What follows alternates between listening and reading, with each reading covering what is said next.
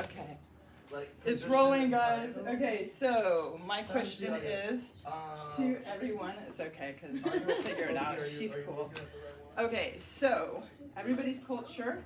We've got different cultures here. How does your culture, music from your culture, affect you or not affect you? Like, does it influence you, not influence you? Just go ahead and give me any kind of perspective that you have. I'll go first because I always Say your name and then just tell me where you're from or like not to whatever. give you my prefer. government name. No. That's you. Okay, I'm gonna get out of the thing so you guys can just do. Yeah, my name is Alberto Domingo Quiñones. My culture is primarily Chicano, Mexican American. My grandpa, he is a mariachi for the longest time.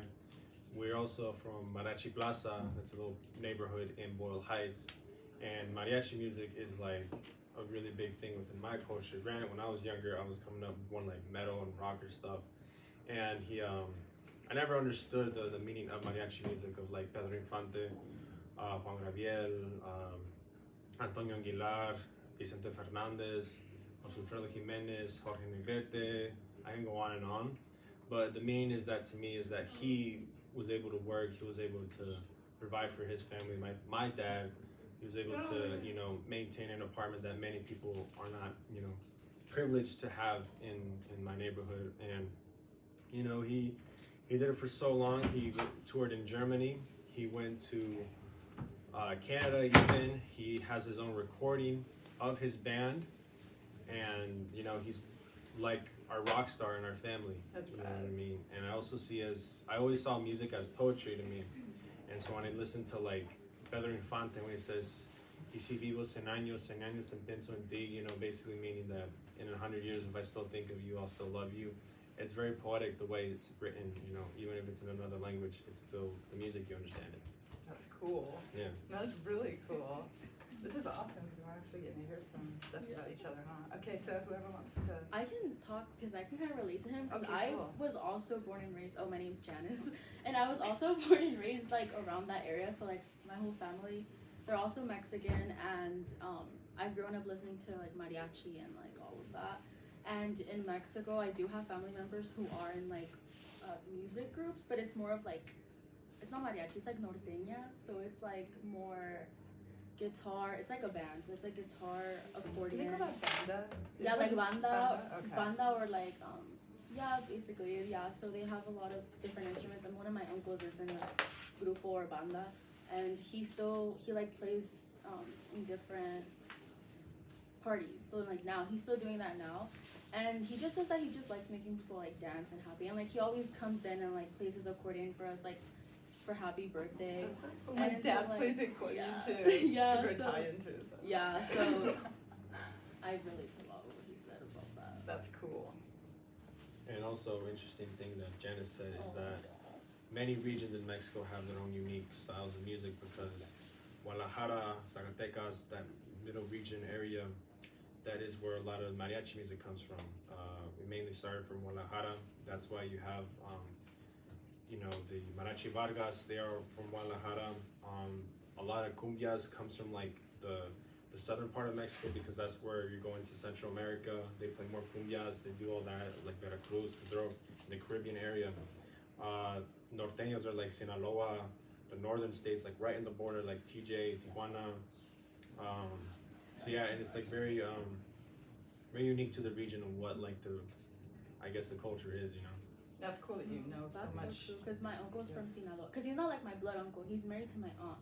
So like, that's why I call him. I don't even call him uncle, but I'm just. Yeah. And that's why he's in a grupo. But like, my family's from Jalisco, which is like, Guadalajara's like the most known city, I would say. But they're not from the city. They're from like a small town, like 3 hours away.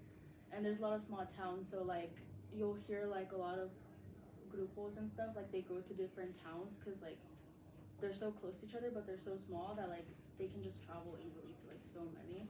It's cool because it just brings Yeah. people together, right? Yeah.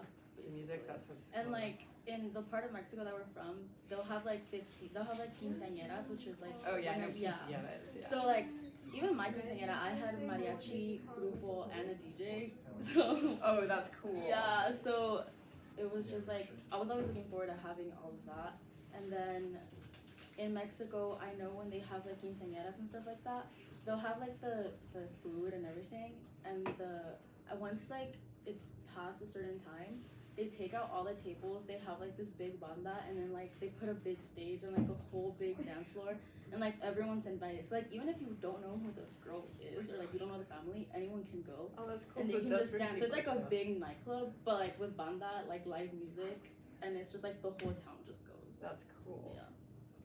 And it's interesting because another part of music I think has to go with, at least with the Mexican American experience, is culture, because a lot of the mariachi songs are based off religious, days, like what is it? There's like this one song from Jose Alfredo Jimenez, another really famous mariachi artist, who's talking about La Virgen del Tepeyac, and that song is literally about La Virgen Guadalupe, and ironically enough, I have the shirt. Ah, that's And that's perfect, the huh? Yeah, and like again, those songs like El Pescador is another like mariachi song where it's about like talking about God. There's a lot of like cultural aspects that does mention that, and then so along with religion as well too. That's cool. Yeah. So what about you now? Like, Tell I me don't your know. name, which name? Oh, I'm Kat. Oh, what is it? Kat? Yeah, Kat. Also my full name. But I don't know. In my culture, well, I guess in my household specifically, music wasn't really like that for me. They kind of like pushed it away or kind of hid it. Like when I wanted to start guitar at like 6 years old, they kind of were like, oh no, like don't go down that hole. Kind of shunned it in a way. But yeah, that's why I didn't really grow up. Like, I wish I did. Like I wish I could relate to this. But not That's really. cool that you found it. Yeah, and they kind of had to accept When it's it at the suppressed, end. then you find yeah. it, so that's cool. Yeah. That's Right on. too. Does anybody else have anything to share? Yeah, you. Here, I'll creep in here. Say Hi, your my name name. is Jacob. I'm the station manager here at 22S Radio. Since this is for Christina's anthropology project, I got a minor in anthropology back in 2014. Now I'm a graduate student in geography.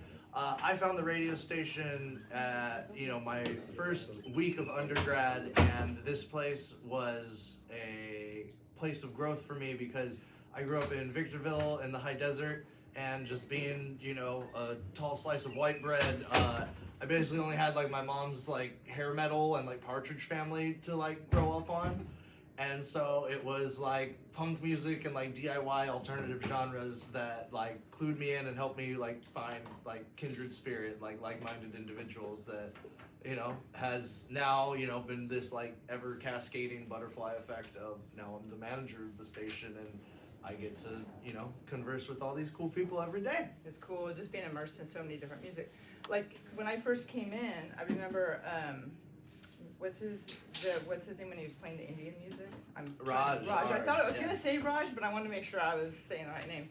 But because I've listened to Indian music since I was younger, like probably my teenage years, so I thought it was so cool to hear that, like to hear the authentic Indian music when I came in, and then I hear the hip hop, and I hear like so many different genres Yeah. of music as I'm, like because they play the radio station. So it's cool to hear everybody share their the music that makes them, If I can offer one Happy. last little thing, I think now, especially with like the Gen Z generation arriving, for their college years, the global village aspect of like media, like the internet is a thing now. These young people have grown up, in and around, just in the thick of it. So what was once, sort of a point of like difference is now like, yeah, show me everything and like let me have a full set of, proverbial Legos so you can like do your thing in the media sandbox as it is. Yeah, and like I remember you said before too that it's cool that when we all share our music, kids who maybe like you're saying weren't exposed to music are getting exposed to music and so many different types, so it's like not just a little bubble of the same type of music, it's everybody's perspective, which I think is really DIY important audio and cool. crash Right course. on, yeah, totally. So is anybody else? I'm down. Okay, you wanna say something? Yeah, Yeah, there you go. Yeah, we can see you. Just like my name? Yeah. Hi, my name's Tommy. Yeah, so my parents are Mexican. My mom listens to a lot of Mexican music. My dad does not as much. He listens to mostly like he listens to like a lot of Led Zeppelin and stuff like that, like fun stuff. He listens to Pink Floyd, Grateful Dead, stuff like that. That stuff kind of influenced me more in terms of like my music interests. I'd say the person who influenced like my music taste the most though is my older cousin. When he was like in high school and I was like in grade school, he was listening to like a lot of house music, and that's like what got me really into that scene. And then I started like branching off and listening to like a lot more like subgenres of like electronic music, and then over time I just got really invested in it. That's coming back a lot right now because I just went to 2 different festivals that were like they call like synth. It was called EBM, like electric body, and it's kind of like dark wave, cold wave, I think they call it, post punk. So it's kind of got that vibe, but it's a lot of synthesizers and stuff, and the beat like. Panther Modern is a really cool band.